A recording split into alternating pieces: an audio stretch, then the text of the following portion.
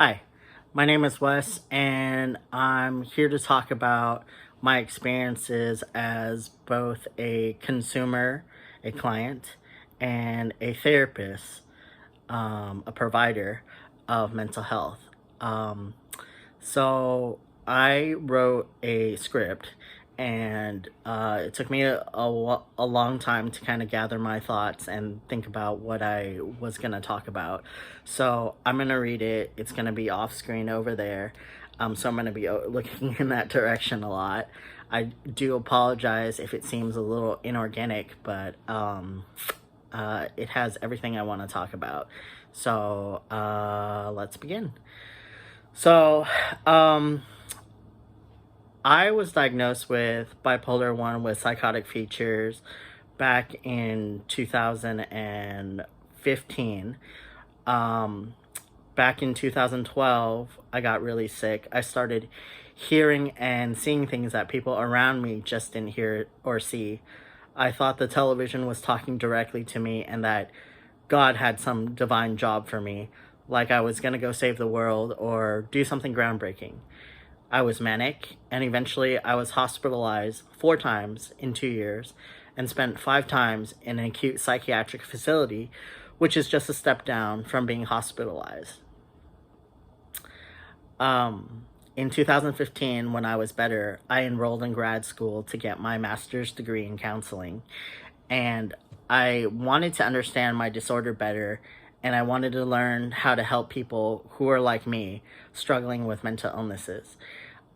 This past year, I got my master's in counseling in 2019 in August, and I've been practicing since then as a pre-licensed therapist. So here are a few things I learned over the years that I want to talk about. Going back to school was actually how I got my mind back. It was one of the best decisions that I could have made for myself. It provided structure, gave me something to focus on and concentrate on. And if you're thinking about returning to school or learning a new skill and you have a mental illness, I highly recommend it. I suggest that you just bite the bullet and do it. Mastery of skills can bring confidence and boost self-esteem. So if you're thinking about going back to school or you're wanting to learn something new, do it. So one of the things I want to talk about is hospitalization. For me, going to the hospital has got to be one of the worst things I had to go through. Providers, please think twice before 51-50 your clients. If they have a strong support system, it might do a client more good in getting them connected with their support system than institutionalizing them. Putting in the hospital, I believe, can cause them more harm. I still have trauma from being in the hospital. No incidents, no fights happened to me while I was in the hospital, but just being in there, I felt like I was stuck in a cage when all I needed was a friend to talk to or someone to ground me in reality. I think there's a need for compassion, and I think hospitalization should be a last resort. Unless a client expresses that they want to be voluntarily hospitalized or this client is in imminent danger or a danger to themselves, use caution when committing someone. I know hospitalization can be a very positive experience for some people, but in my opinion, I think there are better options than sending someone there. Being a client can be difficult too. Having to confront yourself is not an easy thing. Asking for help is not an easy thing. Being vulnerable is not an easy thing in front of a stranger who you're meeting for the first time. Rapport is built over time. So therapists, please have patience with your clients. For clients, my recommendation from my own personal experience that on top of getting individual therapy, I highly suggest group therapy. Having a peer or someone as the same level as you who listens can be very valuable, but most importantly, you can give your own feedback and it's much more dynamic. But it's cool because you're getting a whole bunch of people together who have a common thread, A, to see how other people deal with things, and then B, to see the similarities that you have with one another, to resonate, to find community, and see yourselves in other people. Group therapy, unlike individual therapy, is not an insular process.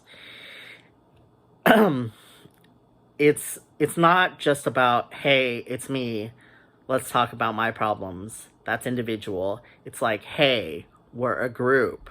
Let's talk this out as a collective. I'm not saying individual therapy is important, because it is, and I love individual therapy, because who doesn't like talking about themselves? Who doesn't like somebody giving them undivided attention? Well, if you don't, there might be some work to work on there. Perhaps it's to shift focus from not taking care of other people to taking care of yourself and working out your own stuff. And nobody's perfect. Everybody's got stuff. Therapists, clients, everybody in the world has got stuff. I think one of the goals of therapy is to become self-aware of those things. Therapy provides a good reflection of what's going on the inside. One of the most important things that I learned from being a provider and a consumer is for both therapists and clients to understand the other person is human. Therapists, this means treating us clients as human beings. Now, what do I mean by that? Well, when I was in grad school and we were discussing schizophrenia, I had a classmate raise her hand and ask, how do you talk to somebody who's schizophrenic? I'm like, what do you mean? You just talk to them like you would talk to another human being. Like you and I are talking right now. We are not our diagnoses.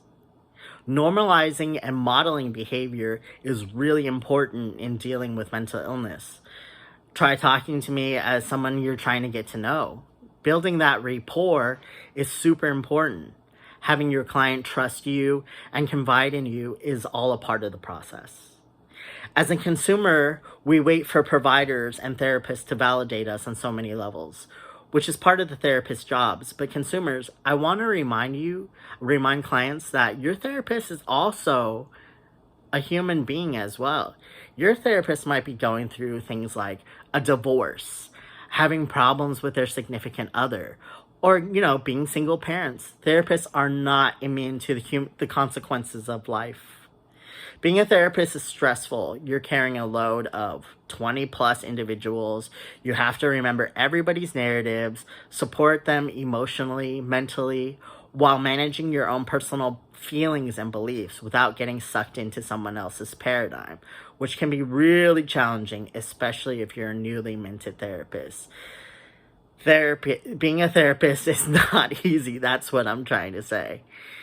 Clients, just be cognizant that your therapist is a human and they might make mistakes. And you are the client, and it's nice to have compassion for your therapist. That is a given. But even though that you view your therapist as a human being, I also want you to remember that it is not your job to take care of them. You're the client. And if you really don't click with your therapists, clients, you have every right to look for another therapist. Someone you feel comfortable with. Sometimes finding a therapist is like dating. You got to shop around, looking for therapists before you click with one. I went through 3 therapists in 3 months and 3 psychiatrists in a year because I didn't like who was providing me services. And I did this all under Medi-Cal. You have a right to get the care you deserve. Therapists, we are not being difficult. Sometimes we just aren't vibing with you. And clients, if you're not vibing with your therapist, you need to let them know so you guys can work things out. Especially if you don't have a lot of resources to see another therapist, please let your therapist know that you're having trouble connecting with them so they can work with you, not against you. And please do not interpret my analogy. We all know the BBS rules about client-therapist relationships. It's a big no-no for both parties, so don't go there. Everybody, please practice respect and healthy boundaries. Clients, if you can do this one thing, this would be awesome. Please, if you're not going to make it to session, call us. When I was a client, I was so bad at keeping appointments. I would miss them. I wouldn't call in. And when I became a therapist, I was like, "Aw, this is what it feels like. My client didn't show up. I hope everything is okay." Especially if you guys worked on something huge in your previous session, a therapist is gonna think, "Oh my God, did I scare my client away? Was this too much?" So it would be nice if you're not gonna make it to session that you let your therapist know. A phone call, an email, a text, whatever. It's just courtesy, and it's a nice thing to know, when you're a therapist, that your client is okay, and that you guys are gonna continue working together. To summarize, therapists and clients alike, please treat each other like humans. I know there's a power differential between therapists and clients, but if we can all see the humanness in each other, we can grow together and accomplish great things with one another. Thank you, and that's it for the video. Take care.